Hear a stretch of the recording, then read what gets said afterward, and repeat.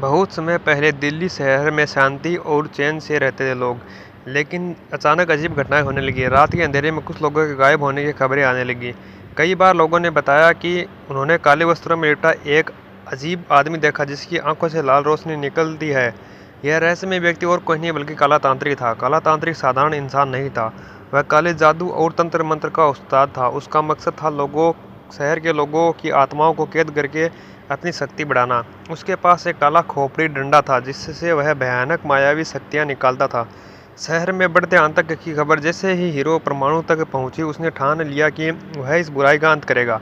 परमाणु, जो अपनी अद्भुत वैज्ञानिक पोशाक और तकनीकी शक्तियों के लिए प्रसिद्ध था, तुरंत जांच पड़ताल में जुट गया।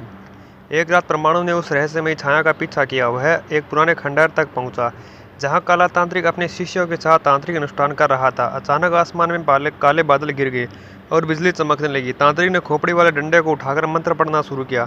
तभी परमाणु ने ऊंची आवाज में कहा, काला तांत्रिक, तेरी यह काली करतूत अब और नहीं चलेगी। तांत्रिक हंसते हुए बोला, हा हा हा परमाणु, तू सोचता है कि तू मुझे रोक पाएगा? मेरे शक्तियों के सामने तेरी तकनीक कुछ भी नहीं है। इसके बाद दोनों में भीषण युद्ध शुरू हो गया। तांत्रिक ने अपने डंडे से आग के गोले बरसाए, लेकिन परमाणु ने अपनी मोलिक्यूल शील्ड से उन्हें रोक लिया। उसने अपने बेल्ट से एनर्जी डिस्क निकाली और तांत्रिक पर हमला किया, जिससे उसके चारों ओर जादू का घेरा टूट गया।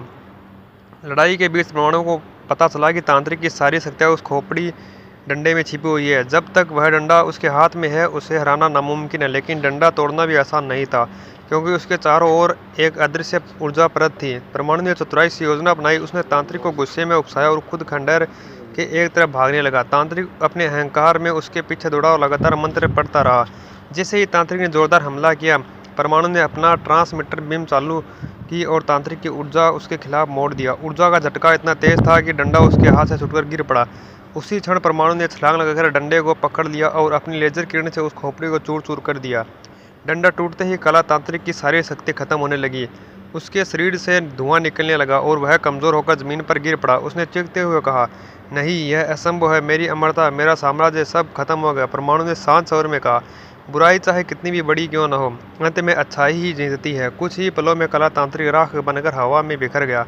शहर में फिर शांति।